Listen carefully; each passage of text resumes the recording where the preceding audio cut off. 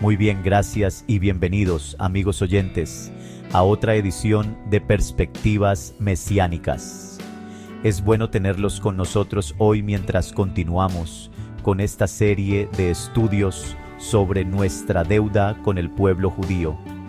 Y nuestro texto para esta serie de estudios se encuentra en Romanos capítulo 9, comenzando en el 1, donde Pablo dice: «Digo la verdad en Cristo, no miento, dándome testimonio mi conciencia en el Espíritu Santo, que tengo gran tristeza y continuo dolor en mi corazón, porque desearía yo mismo ser anatema, separado de Cristo, por amor a mis hermanos, mis parientes según la carne, que son israelitas, de los cuales son la adopción, la gloria, los pactos, la promulgación de la ley, el culto y las promesas, de quienes son los padres, y de los cuales, según la carne, vino Cristo, el cual es Dios sobre todas las cosas, bendito por los siglos.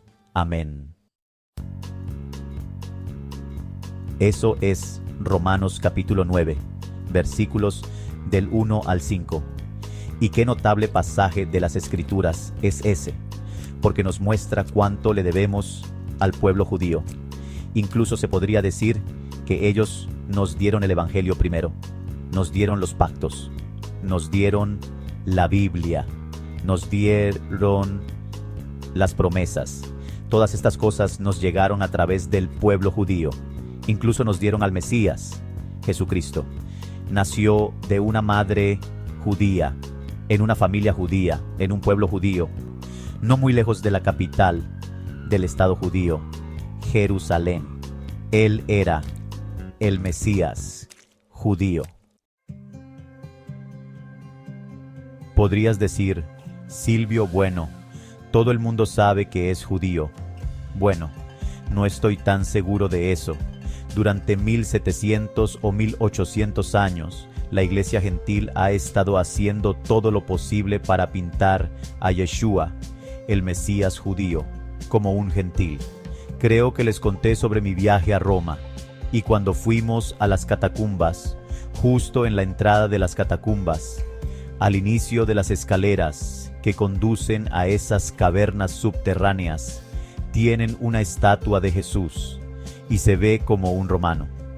Tiene un corte de pelo romano, viste una toga romana, incluso lleva sandalias romanas, y ya saben, esas correas de cuero que se enrollan alrededor de las piernas.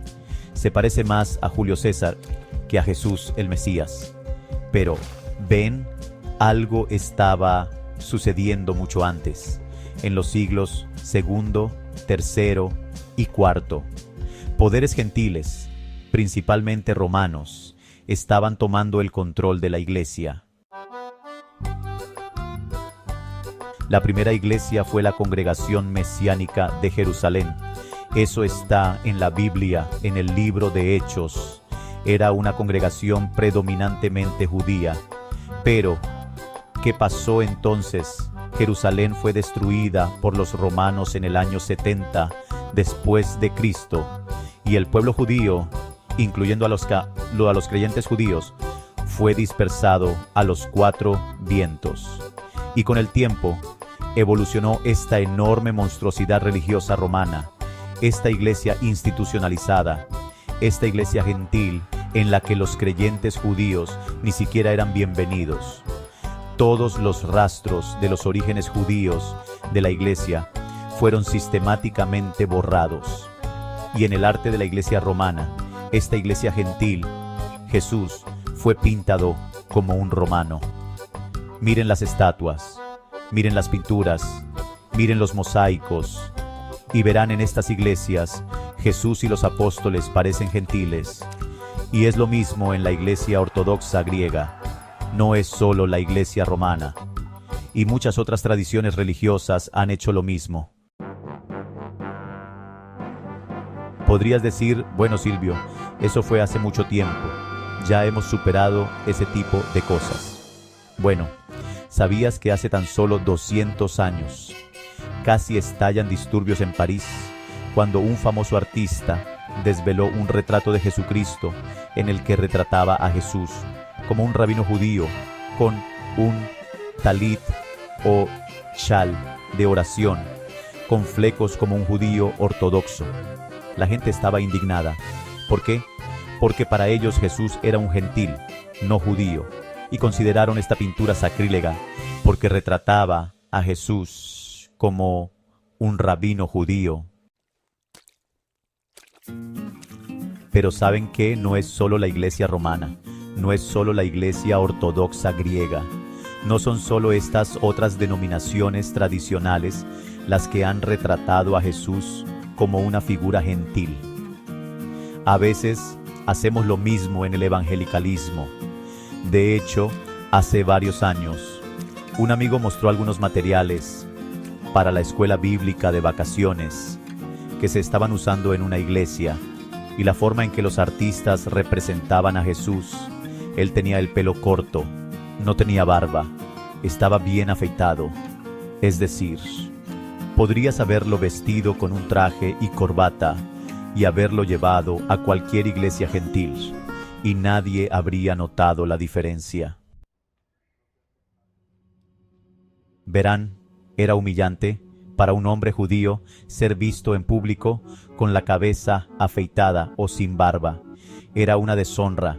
Sabemos que Jesús tenía barba porque Isaías, capítulo 50, versículo 6, profetiza que el Mesías sería golpeado y escupido, y que le arrancarían la barba. Dirá Silvio, ¿cuál es tu punto? Bueno, creo que lo que tenemos que preguntarnos es ¿por qué los cristianos gentiles se sienten tan amenazados por un Mesías judío? ¿Por qué estamos tan obligados a intentar que camine, hable y se parezcan como un romano? Así que el pueblo judío nos dio al Mesías.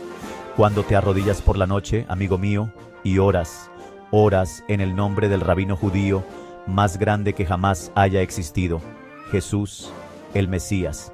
En un sentido muy real, la nación judía nos dio el Evangelio, y ahora pagamos esa deuda, dándoles el Evangelio de vuelta a ellos. Y de eso se trata todo aquí. Nuestro ministerio se dedica a llevar el Evangelio a los judíos de todo el mundo, en Norteamérica y Sudamérica, y en Inglaterra, Francia, la antigua Unión Soviética, Sudáfrica y por supuesto el Medio Oriente, Israel. Estamos llevando el Evangelio al judío primero y también al gentil. Verán, creemos que el mandato bíblico es que el Evangelio debe ir primero a los judíos y luego a los gentiles. En el primer capítulo del libro de Romanos, Pablo lo dice así. Él dice: porque no me avergüenzo del Evangelio de Cristo, porque es poder de Dios para salvación a todo aquel que cree, al judío primeramente y también al griego. Romanos 1:16. Entonces la pregunta es ¿por qué? ¿Por qué dice Dios que el Evangelio debe ir primero a los judíos? ¿Por qué la prioridad en alcanzar al pueblo judío con el Evangelio? Bueno, dijimos que hay 3 razones y se encuentran aquí en Romanos capítulo 9. La razón número 1 es que Dios quiere que sepamos que su pueblo, Israel, necesita ser salvo. Luego, la razón número 2 es que Él quiere que sepamos que no ha olvidado a su pueblo, Israel. Y ahora el número 3 la tercera razón es, Él quiere que sepamos que estamos en deuda con el pueblo judío. Nos han dado más de lo que la mayoría de nosotros nos damos cuenta. El legado de Israel a la iglesia es realmente grande, según el apóstol Pablo. De hecho, él enumera 7 cosas que Dios confió a Israel mucho antes de que la iglesia existiera. Aquí están las 7 cosas.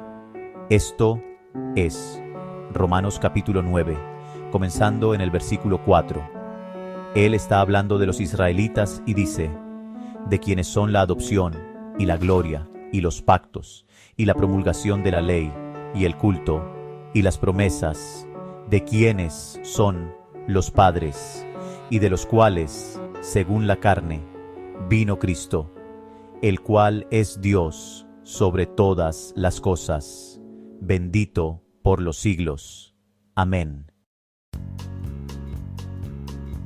En el próximo programa vamos a empezar a revisar estas 7 cosas una por una, pero creo que se nos acabó el tiempo por ahora, así que creo que cuando entremos en esto, se asombrarán de lo mucho que le debemos al pueblo judío. Se asombrarán de cuánto de nuestro propio legado, como cristianos que creen en la Biblia, nos fue transmitido por el pueblo judío. Hablaremos de ello la próxima vez. Hasta entonces, su amigo Silvio Parrales les dice que Dios los bendiga. Nos vemos mañana. Cuídense. Adiós.